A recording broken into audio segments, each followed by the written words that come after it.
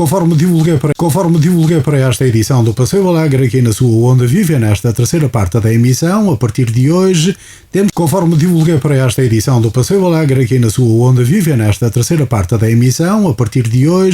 temos também connosco o Dr. Luís Lameira, é psicólogo, está aqui para nos falar de algumas situações inerentes à vida de cada um de nós e para nos com certeza dar também a sua ajuda, e tenho a certeza que irá também ao encontro de algumas situações, quem sabe, do ouvinte que eventualmente até terá uma situação destas que o doutor vai abordar aqui nestes espaços no Passeio Alegre, e depois com certeza, porque vai ter a oportunidade para isso, de nos poder contatar e pôr a questão até ao doutor para que possa ouvir resposta depois neste espaço. Doutor, boa tarde.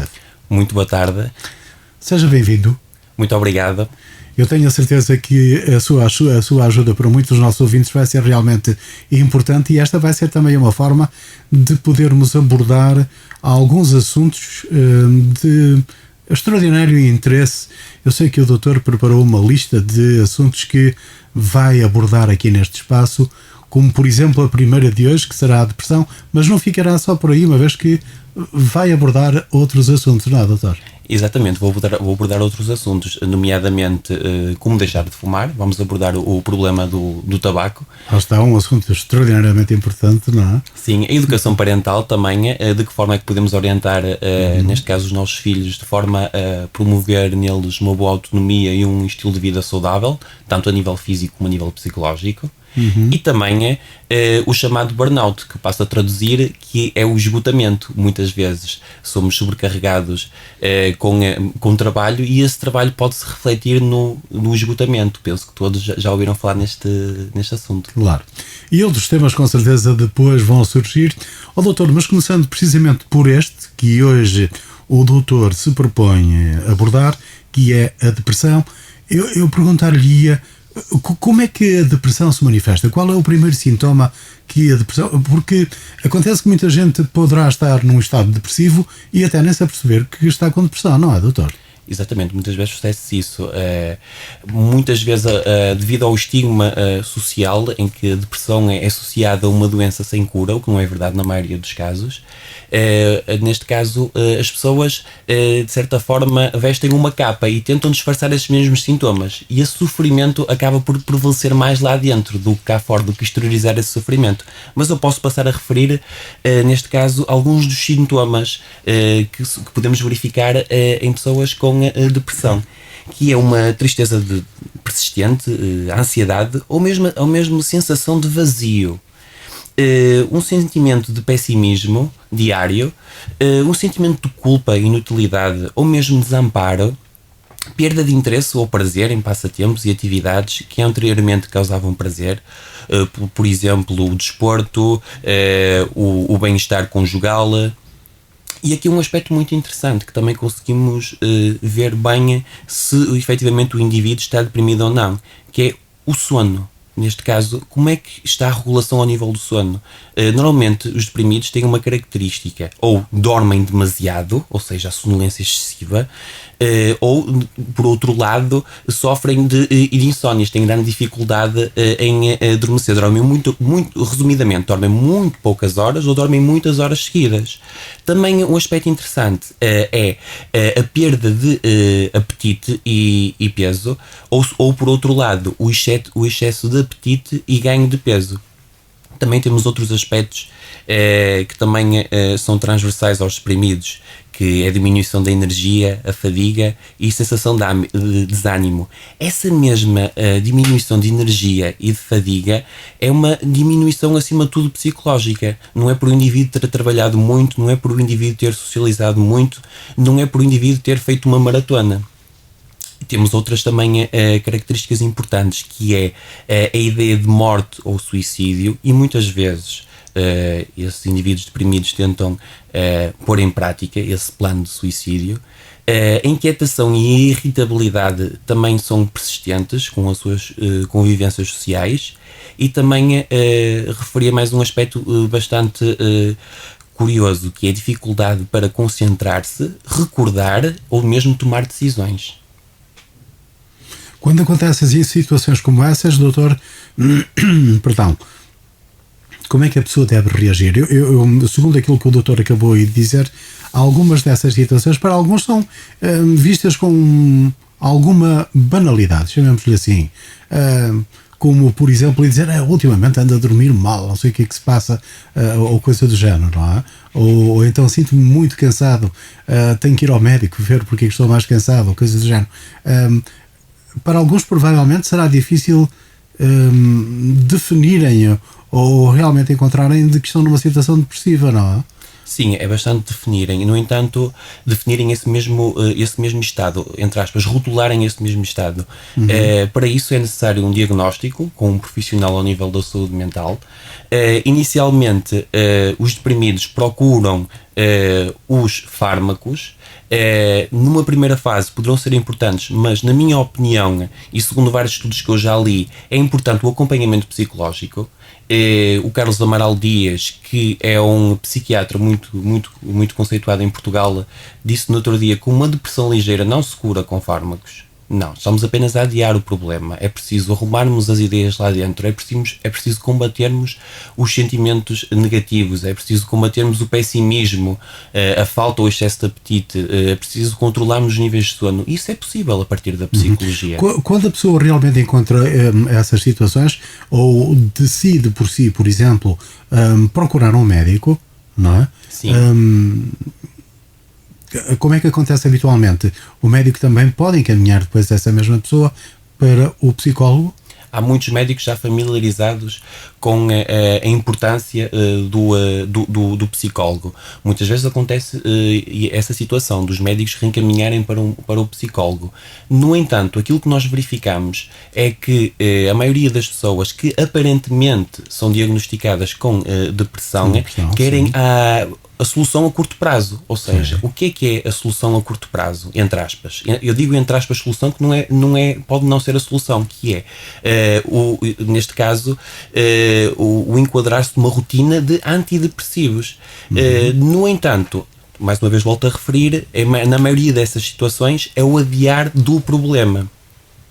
Porque nós, a partir da psicoterapia, não é? A psicoterapia, para quem está mais familiarizado com esta palavra, é o que nós chamamos muitas vezes a consulta psicológica. É um espaço neutro com um profissional de saúde mental e habilitado, que é o psicólogo, em que tudo aquilo que ele irá fazer num consultório é com base num conhecimento científico adquirido ao longo dos anos da sua atividade profissional e também daquilo que leu, estudou e aprendeu com outros profissionais. Nesse contexto de consulta psicológica com um psicólogo em que do outro lado está o paciente, o psicólogo não vai dar conselhos. O psicólogo não vai fazer juízos de valor. O psicólogo, acima de tudo, vai ser uma pessoa neutra. O psicólogo não vai substituir o amigo A, B, não vai substituir a mãe, o pai, o filho.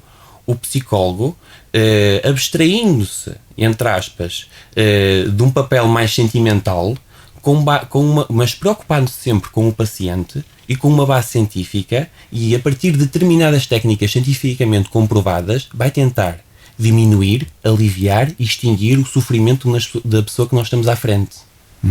Não através de medicamentos, mas sim através de conversa? Sim, mas sim através da conversa. Mas é uma conversa técnica, é óbvio. Técnica, não? Sim, exatamente. Uma conversa terapêutica, acima de tudo. Sei. Hoje em dia as depressões podem surgir por vários fatores, não é? Podem surgir assim, como nós estávamos a falar, ela pode aparecer sem uma razão aparente, mas também poderá haver razões que a própria pessoa enfim, não a entende, não é? Depois podem aparecer por tudo aquilo que está à nossa volta, que é a vida, e são tantas as razões que podem levar uma pessoa à depressão, não é, doutor? Exatamente. A perda de um ente querido é uma experiência extremamente negativa. Mas aqui não podemos confundir depressão com tristeza. É normal eu estar triste. É perfeitamente normal eu estar triste se perder o meu trabalho, é perfeitamente normal eu estar triste se este programa correr mal, mas agora eu não vou ficar a pensar nisso de uma forma exagerada e entre aspas, que a minha cabeça seja atormentada por pensamentos negativos a toda hora, por uma simples situação. Em situações mais complexas, como na perda de um ente querido, as pessoas deixam de sair de casa, as pessoas deixam pura e simplesmente de comer, e muitas vezes, ao fim de algum tempo, deixam de ser compreendidas por causa dessa fadiga aparente. E essa fadiga, como eu referi atrás, é uma fadiga acima de tudo psicológica. Mas aí está, isso são causas previsíveis, mas também há pouco falou das causas que não são previsíveis. Exatamente. Essas causas, muitas vezes, que não são previsíveis, por exemplo, um indivíduo que já esteve em acompanhamento comigo com 35 anos, que tinha uma boa casa, um bom carro, uns filhos com uma boa educação, pronto, tudo o que muita gente ambiciona. Estou deprimido, sinto-me com uma fadiga aparente, não me apetece comer, não me apetece sair de casa. Porquê que eu me sinto assim? Só tenho tudo. Porquê? O tudo, entre aspas, que é material. Porquê que estou bem de saúde, aparentemente? E nós, em consulta, muitas vezes, vamos à infância, à adolescência e verificamos que há ali algumas falhas. Vão à procura de uma razão para isso, não? De uma razão. E há sempre uma razão para isso. Daí está que, ou seja, é o papel acima de tudo do psicólogo nessa fase inicial do diagnóstico, tentar encontrar o porquê, a causa de o indivíduo se sentir desta forma. E muitas vezes essa causa não é de hoje, nem de ontem, nem no ano passado, nem há 10 anos atrás. É de há 20 ou mesmo 30 anos atrás. Remetendo para a infância e para a adolescência também, inclusive. Exato. Portanto, as razões para a depressão podem ser, são tantas, não é?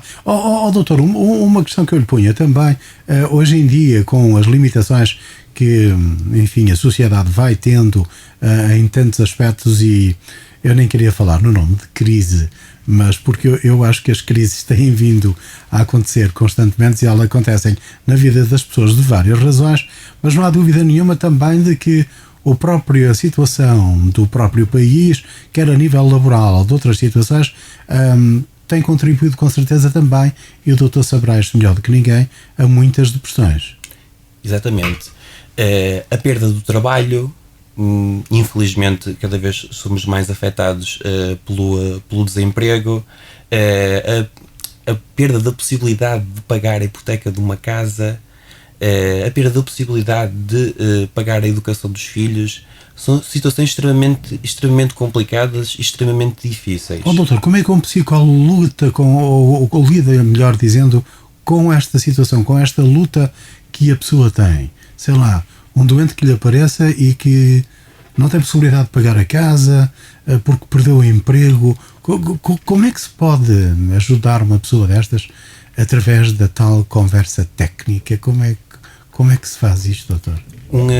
Muitas vezes um psicólogo não pode pura e simplesmente estar 100% virado para a conversa técnica. É importante, sim, mas o psicólogo também tem que saber trabalhar em equipa.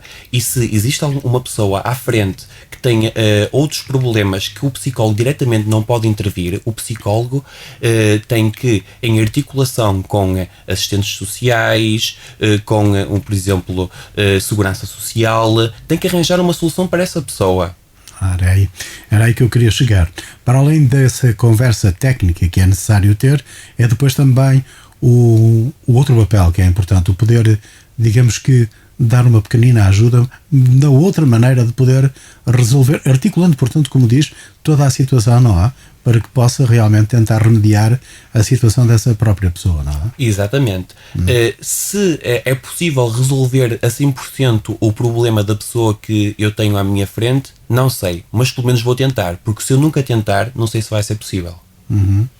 Doutor, há mais pessoas com depressão nos últimos anos? Tem notado isso? Sim, cada vez mais vivemos numa sociedade deprimida. Aliás, nós nos últimos 100 anos sofremos uma grande evolução económica, social. As pessoas tiveram mais educação, ganharam maior poder de compra, as cidades vão aumentando, mas por outro lado, e paralelamente, há o aumento da depressão. Porquê que há o aumento da depressão? Muitas vezes é pela falta de adaptação dessa pessoa a uma nova realidade, há dificuldade em a pessoa gerir essas expectativas, nomeadamente eu queria ganhar X e vou ganhar Y, e eu ao ganhar Y vou sentir-me mal, porque o que eu ambicionava era mesmo ganhar X, e eu quero ter a possibilidade de ter 3 filhos, mas só tenho um. Ou seja, eu muitas vezes considero que, em muitos casos, a depressão é mesmo um problema de falta de adaptação. E essa readaptação é feita no consultório, ao nível técnico, e diretamente ligado às mais variadas técnicas acreditadas cientificamente pela psicologia. Uhum. A depressão não acontece só nos adultos, acontece também nas crianças, não é? Sim, no entanto é uma matéria ainda que está a ser muito discutida neste caso pelas grandes faculdades que investigam esse tema relacionado com a depressão. No entanto, é preciso ter bastante cuidado quando nós diagnosticamos algo numa criança. Eu costumo dizer que é bastante mais complicado diagnosticar inicialmente uma depressão de uma criança, porque muitas vezes é confundido com outro tipo de perturbações que nós verificamos no nosso cotidiano, como por exemplo o PHDA, que é a perturbação da hiperatividade, os tais chamados hiperativos. Uhum. E curiosamente, muitas vezes nós constatamos que indivíduos que neste caso têm um alto índice de inteligência, muitas vezes rotulados sobredotados, apresentam sintomas de depressão. Porquê? Porque esses indivíduos são muito pouco tolerantes à frustração, ou seja, eu tenho que fazer tudo perfeito e bem, e não consigo. Não aceitam que eventualmente possam falhar em alguma coisa, não é? Exatamente. Uhum. E voltamos à questão das expectativas. Uhum. A adolescência, doutor, no que diz respeito à depressão, também, número grande de pessoas com depressão na adolescência? A adolescência é um período muito conturbado, principalmente a nível hormonal. O corpo da pessoa muda, muitas vezes nós pertencemos a determinada tribo porque nos identificamos com um determinado cantor ou determinado escritor, e o que é que faz muitas vezes ao alterarmos o nosso visual, ao identificarmos com se calhar aquele escritor mais polémico? Somos pouco menos compreendidos, e ao sermos pouco menos compreendidos, nomeadamente pelos nossos pais, pelos nossos avós, leva-nos muitas vezes em casa a desenvolver determinados sintomas de depressão. Exato. Perante as situações que o doutor já aqui referiu, como possam, enfim, se manifestar, como se possa manifestar a tal depressão, imagino alguns dos nossos ouvintes que eventualmente possam sentir essas situações, possam pensar, mas será que eu estou com depressão? Não quer dizer que todas aquelas coisas que o doutor há pouco referiu estejam até ligadas a uma depressão, mas poderá ser, desde que associadas, como o doutor há bocado referiu, não é? Mas, por exemplo, e eu estou agora a falar diretamente aqui para o ouvinte que nos está a escutar, se quiser tirar essa mesma dúvida, pode contatar aqui com o doutor, pôr a questão, e o doutor poderá, de certa maneira, enfim, verificar logo se este ouvinte eventualmente estará com uma depressão ou com o princípio de uma depressão. Através de alguma explicação por parte da pessoa, o doutor pode de imediato verificar se isso está a acontecer ou não, não é, doutor? É o seguinte, pode haver um indício, correto? Agora, um diagnóstico concreto e exato carece sempre neste caso, de uma consulta. De uma consulta. Uhum. De qualquer forma, esse indício, através de uma pequena explicação, já pode acontecer, não é? Sim, a partir de determinados sinais já podemos verificar se efetivamente a pessoa poderá ou não ter a grande probabilidade de, neste caso, estar deprimida.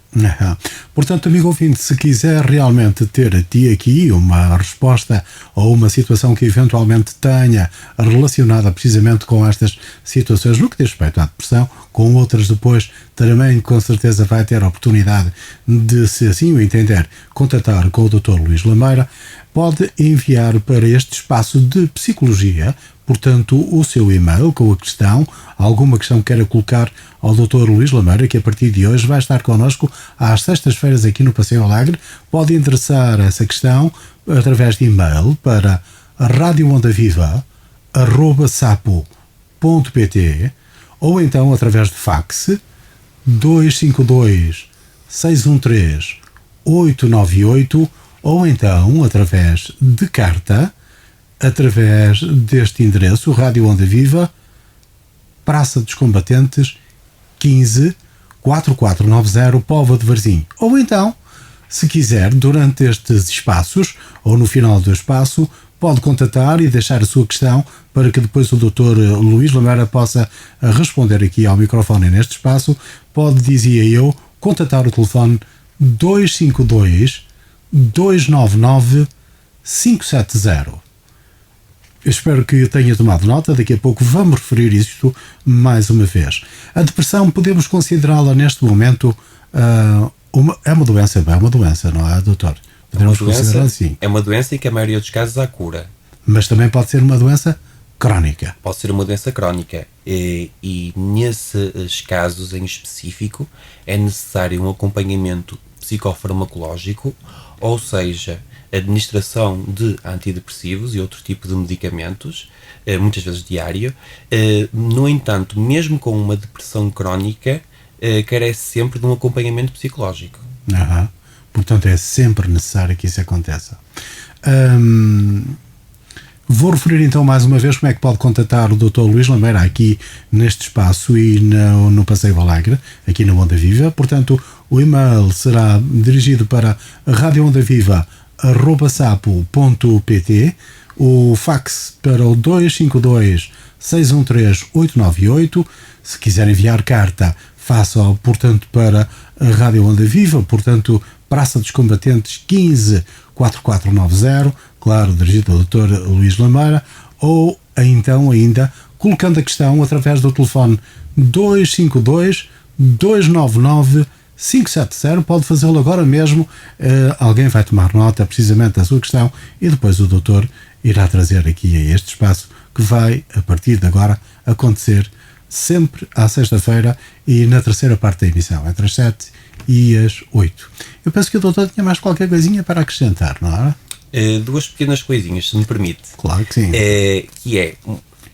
Há pessoas que neste momento estão a ouvir o programa e pensam, eu conheço determinada pessoa que está tão deprimida que nem sequer tem capacidade para conseguir perceber o que efetivamente estamos a tratar neste programa. É uma pessoa que está apenas centrada em sentimentos negativos. E essas pessoas que estão interessadas em ajudar pessoas próximas que estão deprimidas podem fazer alguma coisa, que é oferecer o apoio emocional, isto é, envolvendo compreensão, paciência e encorajamento a essas mesmas pessoas. Isso é tão importante, não é, doutor? A tal palavra de conforto que às vezes as pessoas precisam, não é? O doutor há bocado falou aí num aspecto que eu fixei, e eu peço desculpa de interromper agora Esteja à vontade. o que estava a dizer, mas há pouco disse, por exemplo, quando a pessoa se vai queixando a miúdo de que estou muito cansado, ou sinto-me muito cansado, não ligues, vais ver que isso passa, não sei o quê. Ou então alguém que diz estás sempre a falar no mesmo, ou coisa do género. Eu penso que a pessoa nessa altura não é essa a palavra que precisa, pois não? A pessoa nesta altura que precisa é, acima de tudo, que seja envolvida com palavras positivas. Porquê? Uma das principais causas da depressão é o atormento dos sentimentos negativos e pensamentos negativos. Ou seja, o deprimido pensa que naquele momento nada vai ficar melhor, tudo vai ficar pior. Não há uma solução neste caso, não há um caminho. neste caso a ser traçado. Ou seja, a minha vida, eu agora citando um deprimido, a minha vida não vale nada, e eu não valho nada, e eu sinto-me lixo. É normal muita gente afirmar isto, e eu sinto-me lixo. E, neste caso, aquilo que as pessoas, os nossos caros ouvintes, que estão em casa e conhecem alguém deprimido e que têm uma grande afinidade por essa mesma pessoa, procurem conversar com a pessoa deprimida, escutem-na com atenção, nunca menosprezando os sentimentos que essa pessoa expressa, e porém chamando a atenção para a realidade e oferecendo sempre as palavras de esperança. E aqui um aspecto muito importante que eu vou tocar, que é: as referências a suicídio são importantes. Muitas vezes nós em consulta, nós psicólogos perguntamos: já pensou em algum momento em colocar fim a isto tudo? E às vezes a pessoa refere que sim. Aí é preciso ter muito cuidado. E aqui nestes casos os psicólogos ficam com o telefone 24 horas ligado, assinam entre aspas um contrato com o paciente, e de forma a que o paciente, se em algum momento pensar em pôr fim à sua vida, antes de ligar para o psicólogo. Isto é muito importante. Referências a suicídios é importante. É importante, e nossos ouvintes, se têm alguma pessoa próxima com esse tipo, em que essa pessoa já verbalizou esse tipo de referências, muito cuidado e reencaminhem logo essa pessoa para um profissional de saúde mental. Muito bem. E há referências também que eu penso que o doutor trazia aí para enfim, mostrar aos nossos ouvintes, não é? Algo... Sim, uma notícia. Eu, nesta rúbrica, gostaria sempre no fim de deixar uma notícia e uma frase, porque o programa não acaba aqui. O programa só acaba quando as pessoas dentro delas assim o quiserem, na sua mente. É óbvio. Sim, por fim vou deixar uma notícia também para deixar os nossos caros ouvintes a refletir. A Associação Americana do Coração publicou um estudo com 2.000 pessoas que sofreram de um ataque de coração. 270 tinham sofrido por uma morte de alguém próximo no passado recente. Os investigadores que realizaram este estudo concluíram que a probabilidade de sofrer um ataque de coração de alguém que perde um ente querido aumenta 21 vezes no dia seguinte ao acontecimento trágico e 6 vezes na semana seguinte, mantendo uma probabilidade alta durante um período de um ano. Em alguns, a perda de alguém provocou uma ansiedade insuportável que altera o equilíbrio hormonal e químico. Nestes casos, o psicólogo será importante para a diminuição dessa ansiedade, isto é, nós vamos trabalhar esses níveis de ansiedade em consulta a partir de determinadas técnicas cientificamente comprovadas, que relacionadas com o relaxamento físico, relaxamento muscular, relaxamento imagético passa a traduzir relaxamento ao nível da mente, que é possível também relaxarmos a partir da mente, e este estudo comprova bem a importância da intervenção de um psicólogo, nomeadamente em contexto de crise, ou seja, pós-morte de alguém. Muito bem, doutor. Vamos então terminar a rubrica de hoje. O tempo está a passar realmente rapidamente. De qualquer forma, já sabe, amigo ouvinte, alguma destas dúvidas que tenha relacionado com tudo isto que o doutor acabou de falar neste primeiro apontamento, já sabe que o pode contatar colocando a sua questão. Pode fazê-lo através de e-mail, radioondaviva@sapo.pt, através de fax 252 613 898, através de carta, portanto, para a Rádio Onda Viva, Praça dos Combatentes 15 4490, Póvoa de Varzim, ou então, agora mesmo, ligando 252 299 570, é a linha geral da Onda Viva, deixando a sua questão e depois, no próximo apontamento, cá estará, e se Deus quiser, das 8, o Dr. Luís Lameira para responder precisamente à sua questão. Para a próxima rubrica, doutor, um tema realmente e extraordinariamente importante, que é, eu penso que cada vez mais as pessoas pensam em deixar de fumar, não só pelo mal que faz, mas também porque é um rombo na carteira, não é? Exatamente. O que nós verificamos é que em contextos de crise as pessoas refugiam-se ainda mais no tabaco. Ou seja, os cigarros diários por cada fumador aumentam. Isto também devido paralelamente ao stress aumentar, e também inerente a essas dificuldades a pessoa procura ajuda de forma a conseguir diminuir, neste caso, o número de cigarros diários que fuma. E num contexto como este, é extremamente importante, não só para a saúde da pessoa, mas também para a parte económica, arranjar motivação, não é? E tentamos aqui neste programa promover a motivação para a pessoa deixar de fumar. Lá está, a tal estratégia que é preciso ter também, não é? A tal ajuda que se pode dar a alguém para deixar de fumar. É isso, não é, doutor? Exatamente, e vamos aqui deixar algumas orientações bastante simples e bastante produtivas no dia-a-dia da pessoa, de forma a que ela se motive ainda mais a deixar de fumar, e esperemos bem que sejamos bem-sucedidos. Ótimo, é isso que se pretende. Portanto, já sabe, fique atento à próxima rubrica em que se fala com o doutor Luís Lameira, portanto, sobre psicologia. Já sabe que a rubrica hoje incidiu sobre a depressão.